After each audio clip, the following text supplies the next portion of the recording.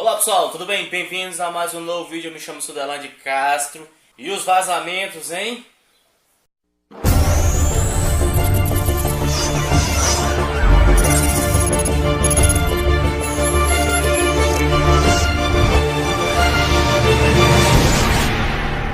Pois bem, meus amigos, ainda o Brasil vive de uma forma estarrecido com tudo aquilo que foi vazado na conversa de Dallagnol e Sérgio Moro. Quem não lembra aí do danado do PowerPoint de Dallagnol? Dallagnol, esse cara aí que tomou protagonismo, né, de líder da Operação Lava Jato, né, Sérgio Moro, essa figura de juiz incorruptível, meu pai do céu, prendeu o maior ladrão, bandido, criminoso, né, da galáxia, Lula da Silva. Foi ele mesmo, o ex-presidente Luiz Inácio Lula da Silva, até então considerado pior do que Al Capone, a máfia siciliana, entendeu? As gangues de Nova York, né? O cartel de Medellín. Não tinha ninguém pior do que o Lula. O Lula é o chefão.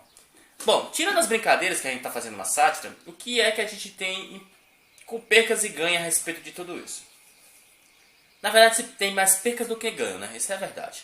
Porque acaba, né, tendo aquela falta de credibilidade da justiça. A imparcialidade no Brasil é algo que causa alergia. O pessoal aqui não sabe ser imparcial. Juízes, promotores, né, procuradores, todo mundo, até as pessoas aqui em redes sociais, não são imparciais. Todo mundo tem um ladozinho aqui, né, que apoia essa danada ideologia que na qual só vem atrapalhando mais do que ajudando. Bom, mas veja um lado bom, um lado positivo. O que acontece? Com vazamentos, né? Principalmente numa figura que as pessoas tinham como o Superman, né? Como um herói. Eu vou dar um conselho, que na qual também eu vi pela Raquel Sherazade. Meu amigo, não coloque político, servidores públicos, juízes como heróis. São pessoas falhas, são pessoas carregadas, né, de instabilidades emocionais e de caráter muito fáceis de ser corrompidos. Então essa foi a verdade. O que nos deixa entender que essa Operação Lava Jato tinha um propósito de investigar a corrupção, sim, mas focado num único eixo, que seria realmente o desmonte do PT no governo e principalmente atingindo o seu líder mais forte, que era Lula. Porque Lula tinha deixado 2 mandatos com um bom governo, com alta popularidade, o Brasil andando, claro, com a sua sucessora, não teve o mesmo êxito que foi Dilma Rousseff, mas existia interesses escusos entre os outros que ficaram lá no Congresso. E essa questão do juiz Sérgio Moro ter apresentado como o herói salvador, não, acho que não colou, meus amigos, não colou. Que coisa feia. Colocaram o Lula preso por uma porra de um PowerPoint aí, que num triplex, onde Michel Temer, há mais de 30 anos, fez um esquema de corrupção que levou bilhões. Não, mas vamos prender Lula aí por um triplex que custa 1.200.000 reais. É muito fácil prender o cara. A gente bota aqui que ele foi o responsável por isso, como se a transaspecto, né, de Sérgio Machado não tivesse sido influenciado por Fernando Henrique, né, naquela gestão, e outros fatores. Não, mas o Lula foi o criador da corrupção, o PT foi a base maléfica para a corrupção. Olha, eu acho sim que o PT ele teve sim a sua parte de corrupção, como qualquer outro partido que teve. Eu acho que o Lula participou de algumas coisas, como os próprios ex-presidentes que já foram aí, né, levemente acusados, mas no final das contas não deram nada. Vocês acabaram elegendo Fernando Collor, meus amigos. Como é que o brasileiro quer ser levado a sério? Cara, elegeram Collor pelo senador. Collor disputou as eleições de 2018. Foi. Pois é, esse é o Brasil que nós vivemos. E fora N juízes, né? Que de vez em quando lá aparece com caso lá de, né, venda de habeas corpus, sentenças.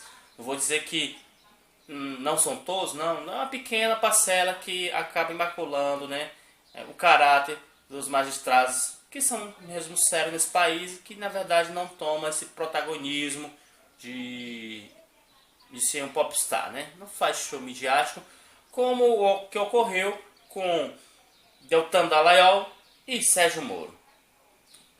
Aí o que acontece, meus amigos? Acontece que isso acaba deixando a gente meio perdido. Tem gente aí, apoiador de Bolsonaro, querendo inventar uma desculpa e apoiar Sérgio Moro e dizer que aquilo foi normal. Mas não é normal não. Digamos que você estivesse sendo acusado por algo que você é consciente que não fez. Mas o juiz sabe, não, mas eu quero julgar por esse ato. Eu quero julgar. Como é que você se sentiria? Hoje você está praticamente apoiando uma situação que poderia ser você. E aí o que eu tenho a dizer com essa operação de PowerPoints? Olha, tudo aquilo que ocorreu, meus amigos, em 2018, para ser exato, em 2016 para 2018, todo esse processo, não havia provas suficientes para levar Lula à prisão. E nem tampouco havia recursos suficientes, né, para fazer tanta investigação em cima do único caso, deixando outros casos para trás que Lula nem estava na frente. Mas vamos colocar aqui para a gente investigar. O que estranha-me mais é que quando Bolsonaro ganhou, automaticamente Sérgio Moro já foi aí convidado para ser o super-ministro. Fora que as próprias conversas vazadas já tinham algo que deslumbrava para aquilo. Evitando a entrevista de Lula na prisão, para que não viesse favorecer a Haddad. Entendeu? Exatamente. E aí o Bolsonaro cresceu com essa questão do antipetismo. E que cegou todo mundo.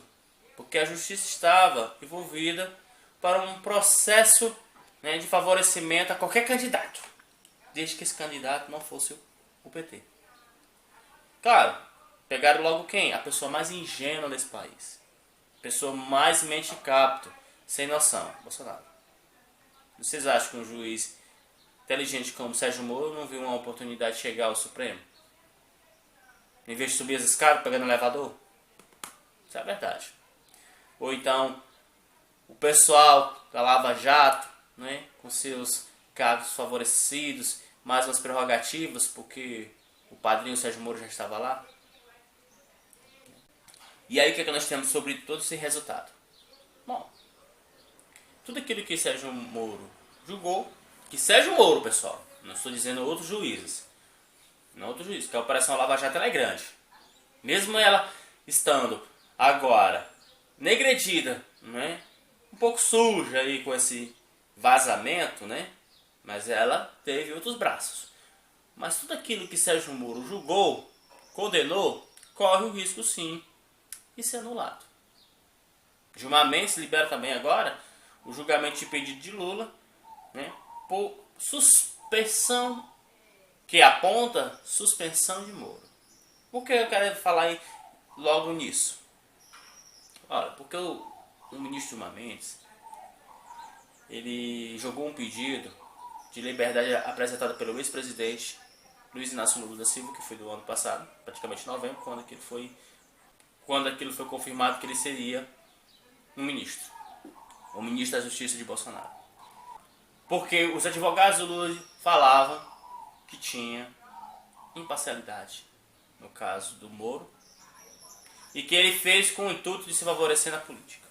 Até então, naquele presente momento, era algo que era falado, mas não tinham uma prova que pudesse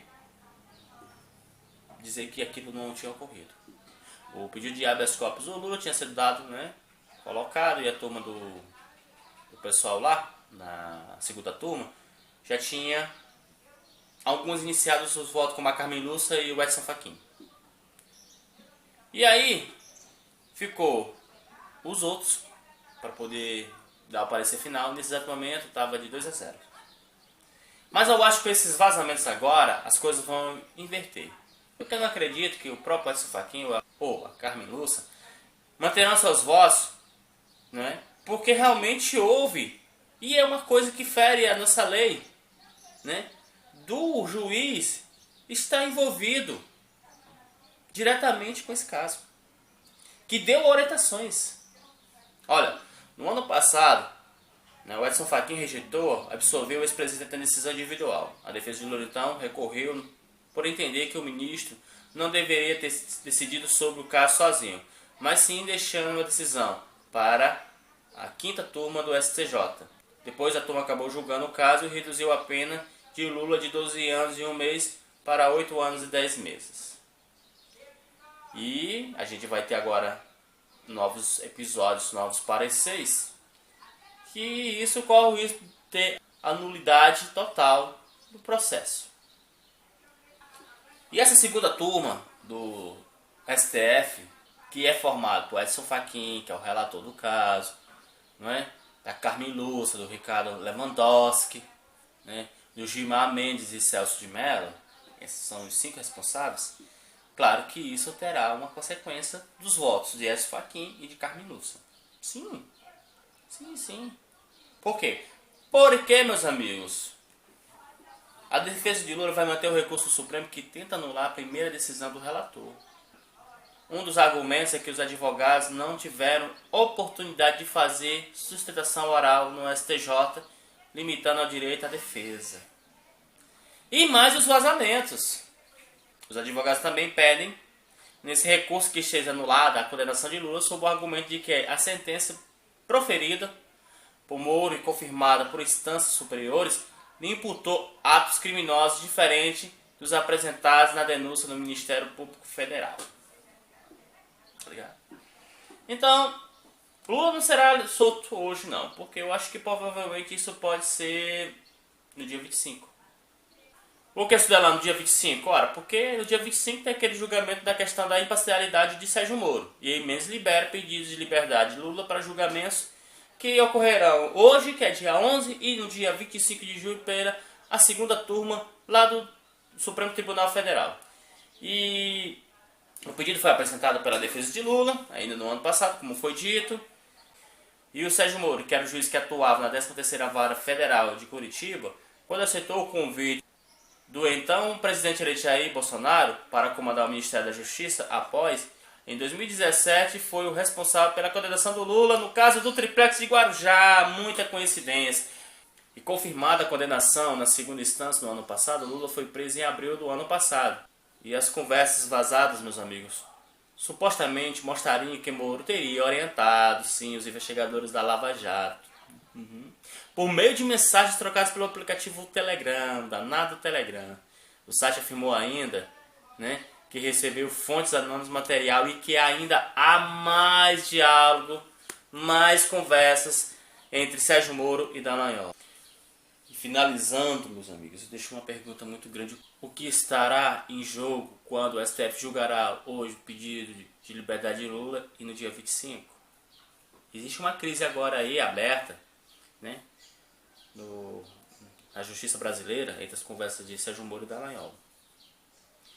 E, claro, vai ter uns oportunistas aí, porque vai se aproveitar sobre, agora, tudo lá da Lava Jato não tem valor. Calma, nem tudo. Só aquilo que foi orientado, julgado e condenado por Sérgio Moro. Então, vocês realmente que estavam vendo esse vídeo, vocês foram enganados, sim. As eleições do ano passado foi uma estratégia política. Eu sempre falo aqui nesse canal. Cara, ninguém acredita, ninguém leva a sério o que eu falo. Tudo era uma estratégia política. Alguém aí jogou xadrez? Tem noção? O que a gente faz com os peões? A gente joga na frente para proteger a torre, a rainha, o rei. Para evitar o checkmate. E quem são os peões? O povo. A massa de manobra. Então, a gente precisava só moldar a nosso favor. Claro, dessa vez o protagonismo tinha saído da imprensa e foi para as redes sociais, meu povo, por pessoas influenciando os fake news. Vocês foram enganados. Vocês foram realmente enganados. E aí aconteceu isso. Prenderam o Lula, tiraram ele do páreo da competição, na disputa eleitoral. Colocaram um imbecil para ser presidente do país. O país vive numa situação de extrema crise, que a crise de 2016 não findou. Nós estamos no 3º ano ainda. Porque o 2019 não vai melhorar. Não vai melhorar com o Bolsonaro. Vamos ser sinceros, vamos ser conscientes. Não vai melhorar. Todo dia tem um novo escândalo desse governo, meus amigos. Todo dia tem uma nova pauta para ser debatida, um fogo para apagar. Tem um partido que é totalmente formado por pessoas oportunistas, que é o PSL. um centrão lá tomando protagonismo no legislativo, um presidente que parece a rainha da Inglaterra, tem cargo, mas não tem um poder, não consegue governar. E agora a figura maculada acaba sendo corrompida por sua participação e orientação no caso do Lula. Esse é o Brasil, que muitos estavam achando que estava mudando. Desde 1500, meus amigos, que aqui o negócio é só na conversa. Eu já falei que a mudança real ela só vai vir se for pelo povo, mas de forma por completa. E não meia dúzia de pessoas inteligentes manobrando esta massa, levando a lugares que eles acham que estão indo, mas na verdade só estão sendo enganados. No mais, eu me despeço por aqui, galera. Valeu, abraço. Fui.